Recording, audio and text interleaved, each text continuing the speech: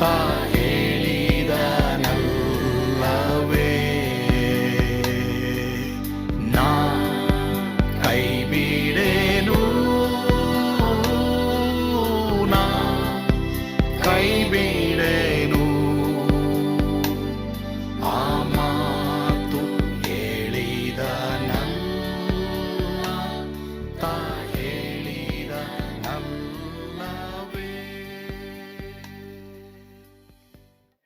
ಯೇಸು ಕೈ ಬಿಡನು ದೈನಂದಿನ ಸತ್ಯವೇದ ಅಧ್ಯಯನಕ್ಕೆ ನಿಮ್ಮೆಲ್ಲರನ್ನು ಆಹ್ವಾನ ಮಾಡ್ತೇನೆ. ಇಂದು ನಾವು ವಿಮೋಚನ ಕಾಂಡ 10, 24ರಿಂದ 29ನೇ ವಚನವನ್ನ ಧ್ಯಾನ ಮಾಡಲಿದ್ದೇವೆ. ಇನ್ನು ಮುಂದೆ ನಾನು ನಿಮ್ಮ ಸಮ್ಮುಖಕ್ಕೆ ಬರುವುದೇ ಇಲ್ಲ ಅಂತ ಮೋಶೆ ಹೇಳ್ತಾನೆ. ಈಗ ಈ ವಾಕ್ಯ ಭಾಗವನ್ನು ಓದ್ಕೊಳ್ಳೋಣವಾ? ಓದೋಣ. ಆಗ ಫರೋಹನು ಮೋಶೆಯನ್ನು ಕರೆಸಿ, ನೀವು ಹೋಗಿ ಯೆಹೋವನಿಗೆ ಆರಾಧನೆ ಮಾಡಿ ಬರಬಹುದು, ನಿಮ್ಮ ಮನೆಗಳಿಗೆ ಸೇರಿದವರು ಹೋಗಬಹುದು, ನಿಮ್ಮ ಕುರಿದನಗಳನ್ನು ಮಾತ್ರ ಇಲ್ಲೇ ಬಿಟ್ಟು ಹೋಗಬೇಕು ಅಂದನು. ಅದಕ್ಕೆ ಮೋಶೆ, ನಮ್ಮ ದೇವರಾದ ಯೆಹೋವನಿಗೆ ನಾವು ಯಜ್ಞ ಹೋಮಗಳನ್ನು ಮಾಡುವಂತೆ ಬೇಕಾದ ಪಶುಗಳನ್ನು ಮಾತ್ರವಲ್ಲದೆ ನಮ್ಮ ಎಲ್ಲಾ ಪಶುಗಳನ್ನು ಸಹ ತೆಗೆದುಕೊಂಡು ಹೋಗುವ ಹಾಗೆ ನಮಗೆ ಅಪ್ಪಣೆ ಮಾಡಬೇಕು. ಒಂದು ಗೊರಸೆಯನ್ನಾದರೂ ನಾವು ಬಿಟ್ಟು ಹೋಗುವುದಕ್ಕಾಗದು. ಆ ಪಶುಗಳಿಂದಲೇ ನಮ್ಮ ದೇವರಾದ ಯೆಹೋವನಿಗೆ ಯಜ್ಞ ಮಾಡಬೇಕಲ್ಲವೇ? ಯಾವ ಪಶುಗಳನ್ನ ಸಮರ್ಪಿಸಬೇಕೋ ಅದು ನಾವು ಅಲ್ಲಿಗೆ ಸೇರುವುದಕ್ಕೆ ಮುಂಚೆ ನಮಗೆ ತಿಳಿಯದು ಅಂದನು.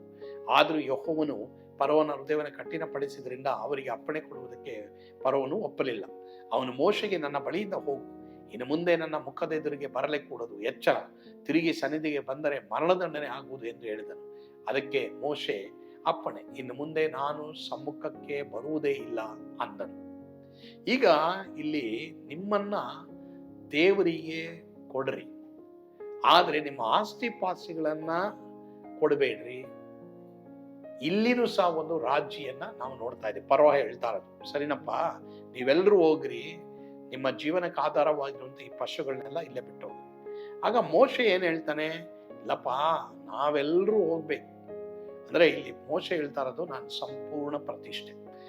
ಇವತ್ತು ಎಷ್ಟೋ ಜನ ಅರ್ಧ ಪ್ರತಿಷ್ಠೆ ಮಾಡ್ಕೊಳ್ತಾರೆ. ಸೈತಾನು ಆ ರೀತಿನೇ ನಮ್ಮನ್ನ ಪ್ರೇರಣೆ ಮಾಡ್ತಾನೆ. ಇಲ್ಲಿ ಮೋಶೆಗೆ ಫರೋಹ ಅದನ್ನ ಹೇಳ್ತಾ ಇದ್ದಾನೆ. ಮೋಶೆ ಅದಕ್ಕೆ ಒಪ್ಪೋದಿಲ್ಲ, ಎಲ್ಲರೂ ಹೋಗ್ಬೇಕು ಅಂತ ಹೇಳ್ತಾನೆ. ಎಲ್ಲಾನು ಪ್ರಿಯರೇ, ನಮ್ಮಲ್ಲಿರುವಂತ ಸರ್ವಸ್ವವು ದೇವರಿಗೆ ಒಪ್ಪಿಗೆ ಆಗ್ಬೇಕು. ಅವಾಗ ಇವನೇನ್ ಹೇಳ್ತಾನೆ, ಒಂದು ಭಯ ಹುಟ್ಟಿಸ್ತಾನೆ ಫರೋಹ, ನೀನ್ ತಿರುಗಿ ನನ್ನ ಹತ್ರ ಬಂದ್ರೆ ನಿನ್ನ ಮರಣದಂಡನೆ ಆಗುತ್ತೆ. ಮೋಶೆ ಹೇಳ್ತಾನೆ, ಇನ್ನು ಮುಂದೆ ನಿನ್ನ ಸನ್ನಿಧಿಗೆ ನಾನು ಬರೋದೇ ಇಲ್ಲ. ಅದು ಆ ಮಾತು ಕರೆಕ್ಟ್ ಆಗುತ್ತೆ.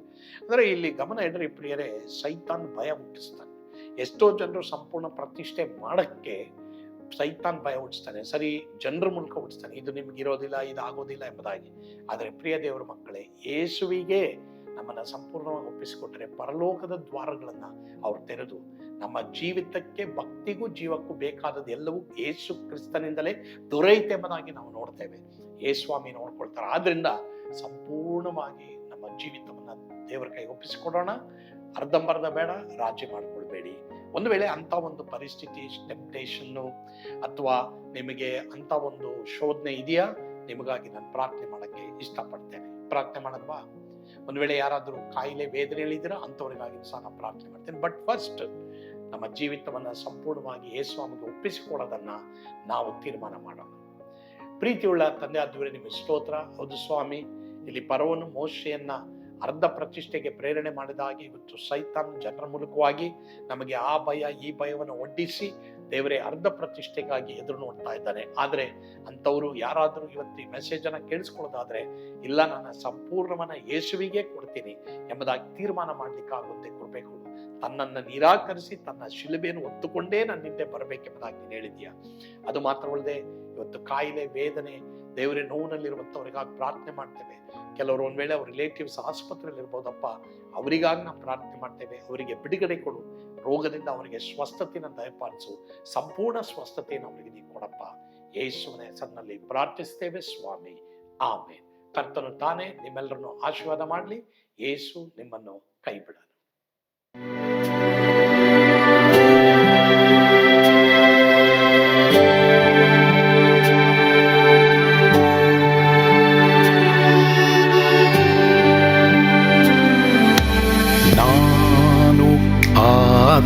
ಪಾತ್ರದಲ್ಲಿ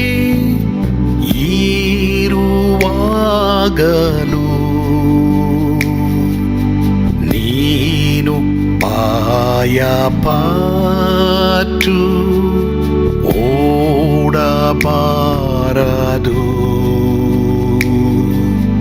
ನನ್ನ ಮಾತನಂಬಿ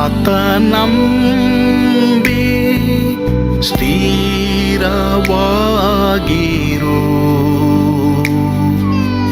ನಿನ್ನ ಬಿಡಲಾರೆ, ಬಿಡೆನು ಎಂದೆಂದಿಗೂ.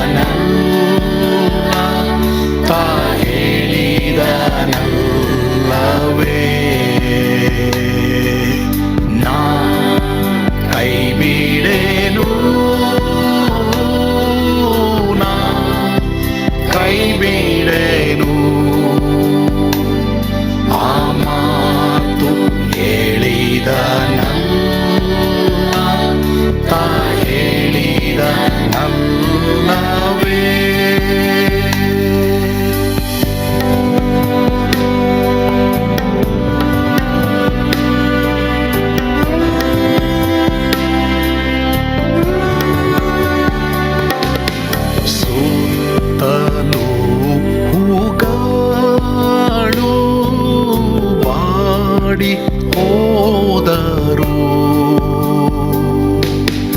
ಮೇಲೆ ಸ್ವರ್ಗದೋಳು ಬಾದಲಾಗದು. ಅಲ್ಲಿಂದೇಸು ಸ್ವಾಮಿ ಬಾರುವಾತನು.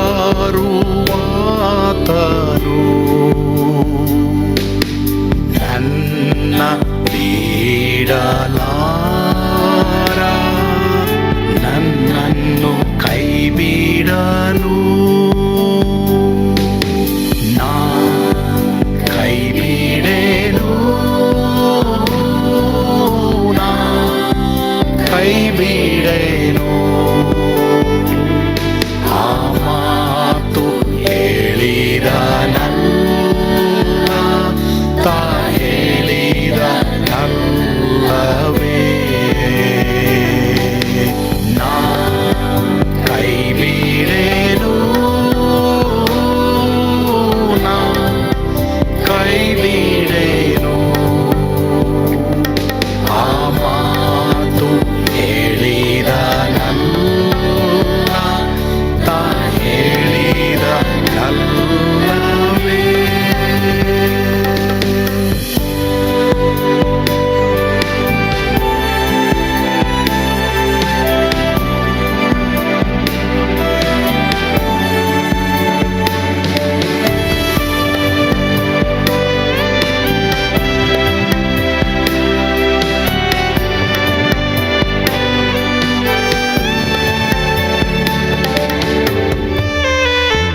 ಮುಂದೆ ಬಾವು ಕಷ್ಟ ಬಾರುತ್ತಿದ್ದರು, ಭಯ ಪಾಡಲಾರೆ, ಸ್ವಾಮಿ ಇದ್ದಾನೆ. ಬಾಲವಾಗಿ ನಿಂತು ಹರ್ಷಗೊಳ್ಳುವೆ. ಸ್ವಾಮಿ ಬಿಡಲಾರ, ಸ್ವಾಮಿ ನನ್ನ ಕೈ ಬಿಡನು. ನಾ ಕೈ ಬಿಡೆನು, ನಾ ಕೈ ಬಿಡೆನು. ಆ ಮಾತು ಹೇಳಿದ ನಲ್ಲ